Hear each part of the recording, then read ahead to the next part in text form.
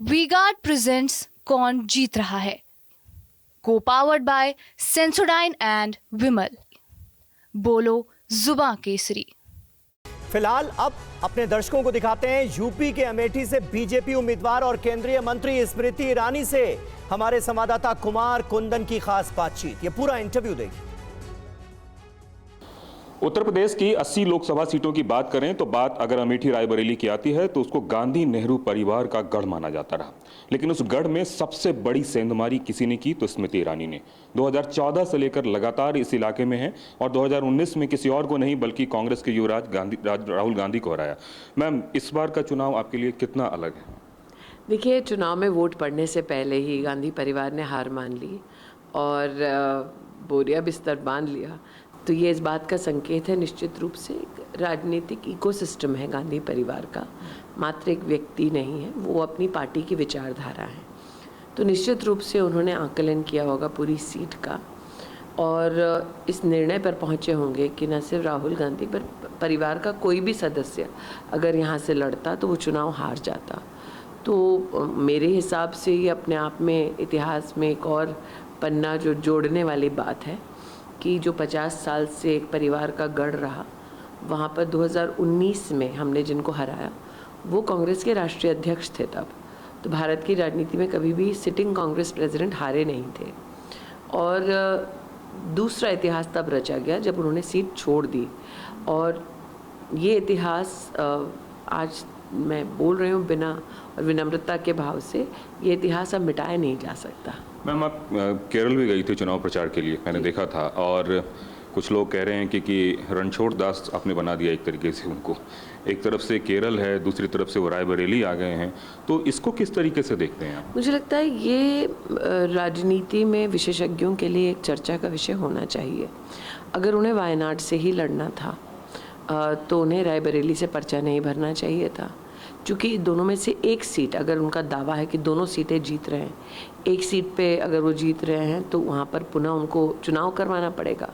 चुनाव होता tax payer के पैसे से है, और चुनाव का एक्सरसाइज हर कॉन्स्टिट्यूएंसी में अपने आप न सिर्फ खर्चा होता है पैसे का, बल पूरी की पूरी मशीनरी जो है वो मात्र और मात्र चुनाव पर लग जाती है। फिर जनता का काम तब उस क्षेत्र में कुछ दिनों के लिए थम सा जाता है, क्योंकि पूरी प्रशासनिक मशीनरी लगती है।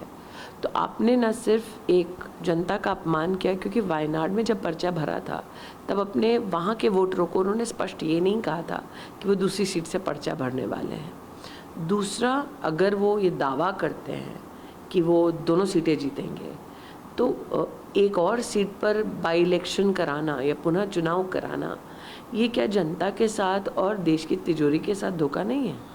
इतना अगर कॉन्फिडेंट है तो उनकी बहन प्रियंका गांधी को क्यों कैंपेन करना पड़ रहा है? वो तो बयान में कह रही है कि जब तक ये दोनों सीटें मैं जीत नहीं जाऊंगी तब तक मैं यहाँ से जाऊंगी नहीं। दोबारा इनके लिए राजनीति शतरंज की बिसात है और लोग उस पर मोहरे हैं।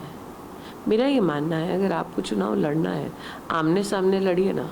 प्रॉक्सी वाला चुनाव, ये क्या जनता का अपमान नहीं है? और पीठ दिखाकर पीछे से वार वो करते हैं जो कायर होते हैं। इन्होंने एक ऐसे शख्स को चुनाव में उतारा है जिसको लोग मैनेजर बोलते हैं कांग्रेस का, और ये के.एल. शर्मा जी खुद भी कह रहे हैं कि मैं मैनेजर नहीं हूँ। दोबारा कह रही हूँ, चुनाव अमेठी का गांधी परिवार ही लड़ रहा है। चुनाव अमेठी का कांग्रेस का इकोसिस्टम लड़ रहा है। आज आप अगर परिवार को देखें तो वायनाड में क्या उनको जीत की उम्मीद नहीं थी, या रायबरेली में जीत की उम्मीद नहीं थी इसलिए पहले वायनाड से पर्चा दाखिल किया?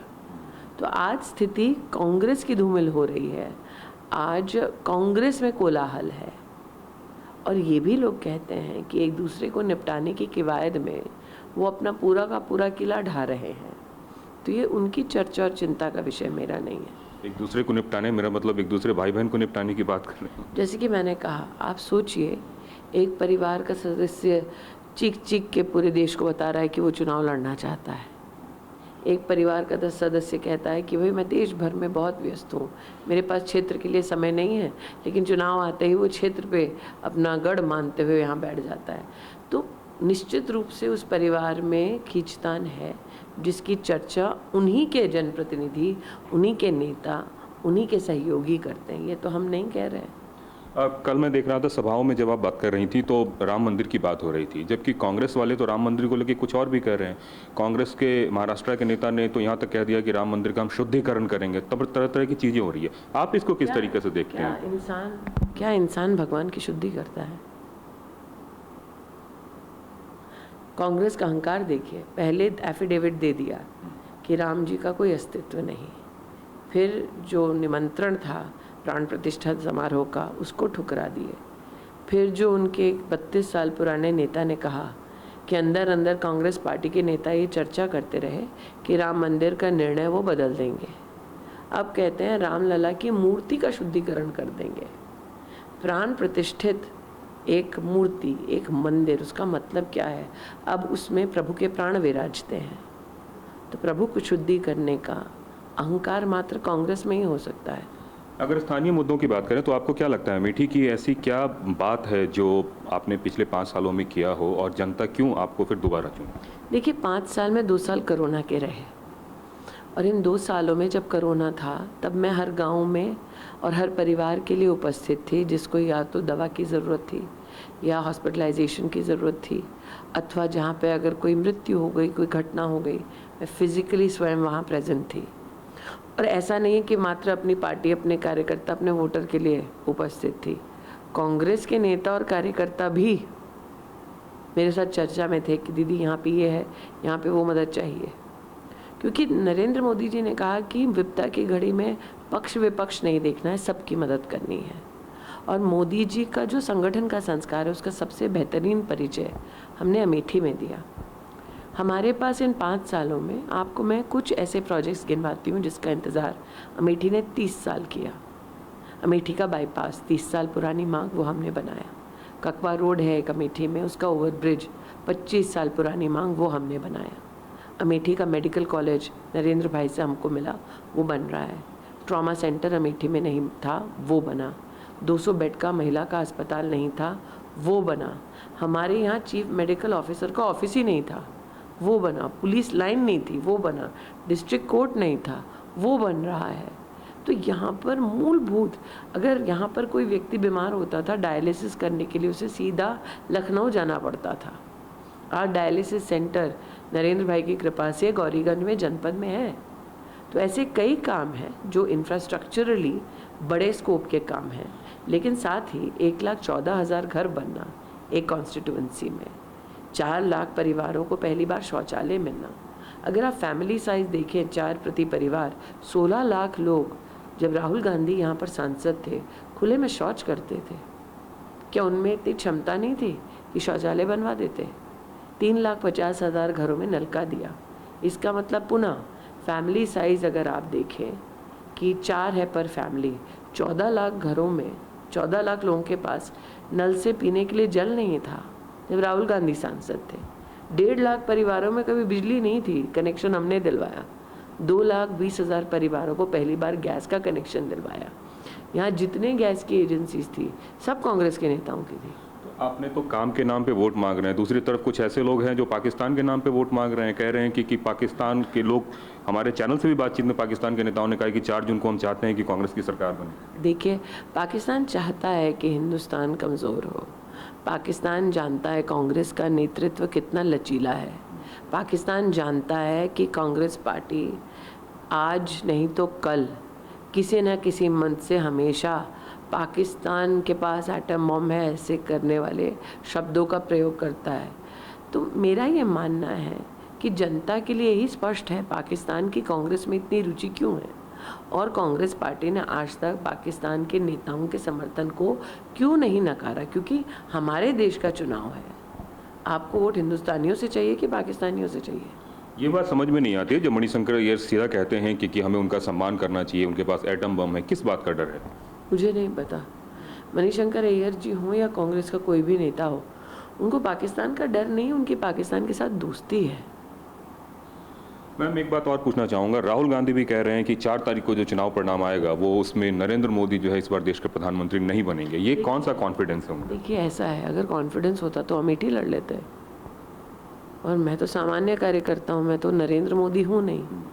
जो बीजेपी के सामान्य कार्यकर्ता के साथ चुनाव नहीं लड़ सकता और वो भी अकेले अपने दम पे। रायबरेली भी अकेले अपने दम पे नहीं लड़ रहे हैं, बहन से प्रचार करा रहे हैं, अखिलेश का समर्थन ले रहे हैं।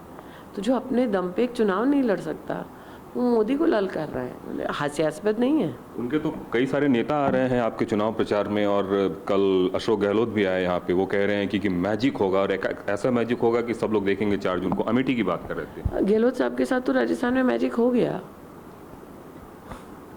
आप सोचिए ना, गहलोत साहब की न सिर्फ मैजिक गहलोत साहब के साथ राजस्थान में हो गया, उनको लाकर यहाँ एक गेस्ट रूम में बंद कर दिया गया। वो मुझसे उम्र में बड़े हैं, उनके बारे में क्या बोलूँ। जब कांग्रेस उनकी नहीं सुनती तो मैं सुन के क्या करूँगी। मैम, एक आखिरी सवाल करना चाहूँगा कि आपको क्या लगता है कि अमेठी की जनता या रायबरेली की जनता, दोनों जनता कांग्रेस को किस तरीके से देखेगी? क्योंकि अजीब सी तरह की सिचुएशन। आपका क्या अनुभव है अमेठी में, बताइए। अमेठी में तो आप सब लोग बात कर रहे हैं आपके बारे में, लेकिन मैं ये कह रहा हूँ कि उनको किस तरीके से देखेगी कि क्या होगा कल की तारीख में 4 जून के बाद? तो फिर वो ठगा महसूस करेंगे ऐसे में। निश्चित रूप से। और ठगना कांग्रेस पार्टी की नहीं, गांधी परिवार की विशेष फितरत है।